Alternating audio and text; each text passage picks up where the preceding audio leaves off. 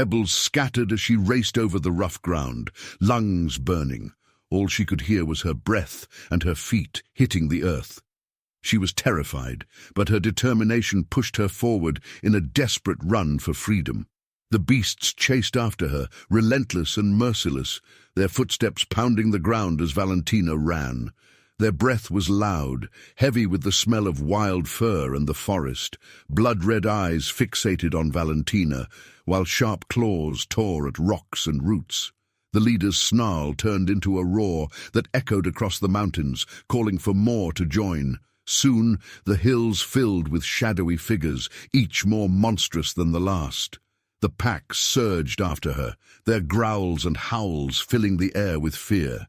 Their numbers grew, closing in and making Valentina feel trapped. Even as despair crept in, she kept running, holding on to the hope of escape. Ignoring La Chapelle's warnings, Valentina chose to use her wings, spreading them wide to put space between herself and her pursuers. With a strong push, she lifted into the sky, the wind under her wings bringing a sense of freedom. Each flap took her farther from the beasts, who struggled to keep up with her flight.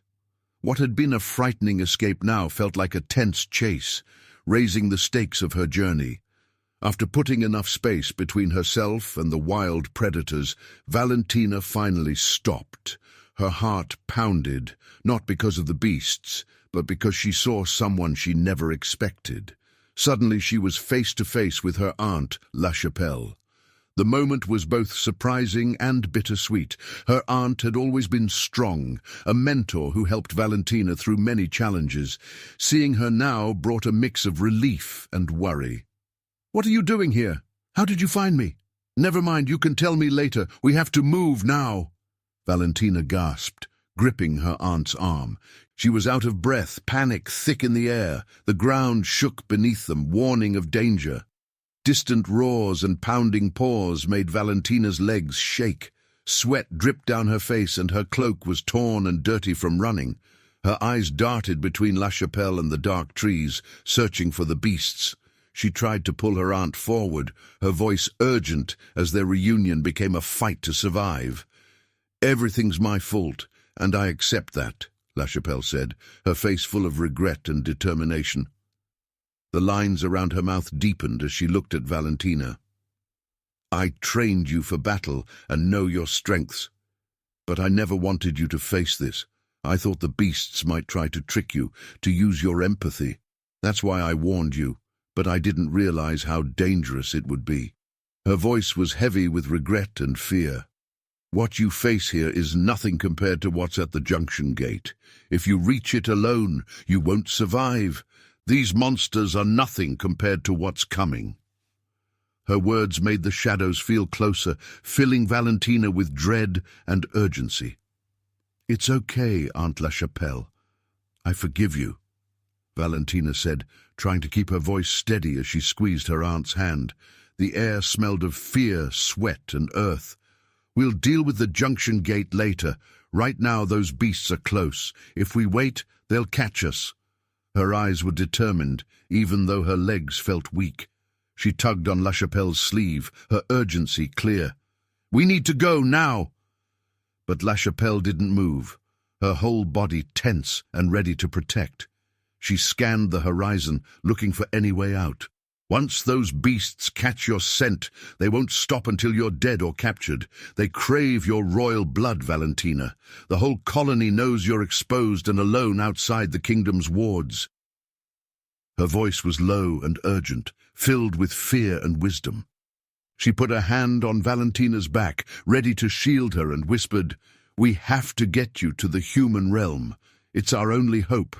If we wait, you'll be lost, and so will everything we've tried to protect." Her words hung between them, a mix of urgency and the strong bond of family. "How do you plan to do that?" Valentina asked, her brow furrowed with fear and hope. Her voice was barely a whisper over the noise of the approaching horde. She looked at her aunt, searching for a plan that could save them both. "By creating a portal," La Chapelle answered, her eyes shining with determination. She traced a careful symbol in the air, blue light flickering before fading away. "Just tell me where you want to go, and I'll open the way.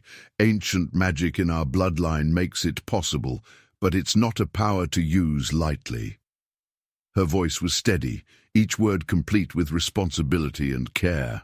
Valentina's eyes widened, her breath catching in surprise and disbelief. "You can really create a portal? That's incredible. Why didn't you open one to New Orleans when we were at the palace? I could have avoided this dangerous situation, and after all these years, teaching me every spell and move, why didn't you teach me this?" Her voice mixed awe and frustration, curiosity apparent as she tried to understand her aunt's reasons. La Chapelle sighed, the sound full of old secrets and regret. Sunlight highlighted the worry in her eyes.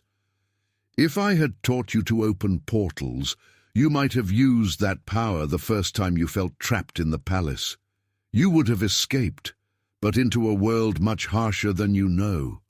There are dangers out there, Valentina, worse than anything in the kingdom. I tried to protect you, not because I didn't trust you, but because I love you. The world outside is full of betrayal, illusions, and monsters who look like friends." She stepped closer and touched Valentina's cheek, her hand shaking with emotion. "You have something rare inside you, a purity I only saw in your mother. Both of you had an innocence that this world tries to destroy. I promised to protect that spark with all my strength. That's why I kept some things from you, even when I wanted to share them." Her voice was full of motherly love, each word showing the sacrifices she made to keep Valentina safe. "My mother had an innocent soul," Valentina repeated, her brows knitting together in surprise and a bittersweet ache. The news struck her hard, awakening a longing for the mother she barely remembered. She recalled only bits of laughter, gentle hands, and lullabies that had faded with time. For a moment, she felt like a child again, searching for answers in the emptiness left by her mother. "She was radiant," La Chapelle said softly, a wistful smile appearing on her lips. "Your mother could chase away shadows with her laughter, no matter how dark the night. You have that same gift, Valentina. That's why I need you to promise me, never lose yourself, never harden your heart to survive in this world." Her voice shook with emotion. "When you told me you'd fallen for a human, I should have helped you escape right away. But I let my fears hold me back. I was afraid for you, and for what might happen if you left unprepared. I will never forgive myself if anything happens to you before you find happiness." She searched Valentina's face, anxiety showing in every line. "Please, tell me you still have the potion I gave you. That's your key, your hope for a life beyond these shadows." "Yes, it's here," Valentina replied, her voice barely above a whisper, trembling with the weight of what she was about to do. With careful fingers, she reached deep into the folds of her travel-stained cloak and pulled out a delicate, stoppered vial.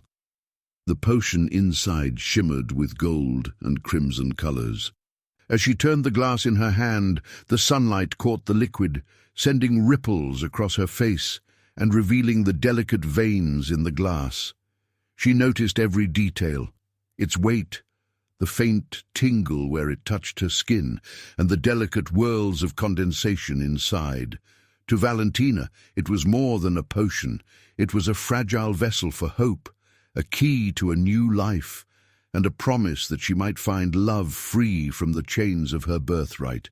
The coolness of the glass grounded her, keeping her in the moment as the world threatened to fall apart.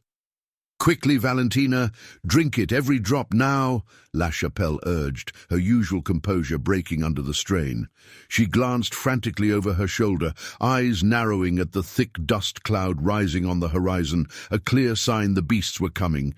The thunder of hooves and the hungry howls grew louder, shaking the ground beneath their feet. The evening air was tense, filled with panic, and every heartbeat echoed in Valentina's ears like a war drum. Her hands shook as she pulled the stopper from the vial, and a faint pop released a rush of aroma, crisp and wild, with a hint of something sweet and ancient. Magic and promise seemed to fill the air. She paused for just a moment, locking eyes with her aunt, before drinking the potion. The liquid was cool and a little thick, sliding down her throat with a tingle that spread through her chest and limbs. Lachapelle watched, fists clenched at her sides, her chest tight with hope and dread as Valentina finished the last drop. "Now what?" Valentina asked, her voice hoarse, confusion and anxiety clear on her face. The world seemed to slow as she looked at the swirling haze of dust and shadow. Her senses felt sharper, colors were brighter, sounds clearer, and the magic in her veins was both exciting and unsettling. She looked to Lachapelle for answers, her heart pounding as uncertainty grew inside her. "Don't rush," Lachapelle said, her voice gentle but firm, each word carrying the weight of experience. She stepped closer and placed a steady hand on Valentina's shoulder.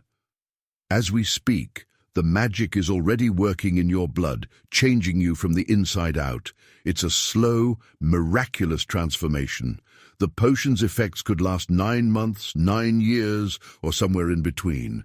It all depends on how your body and spirit accept the change."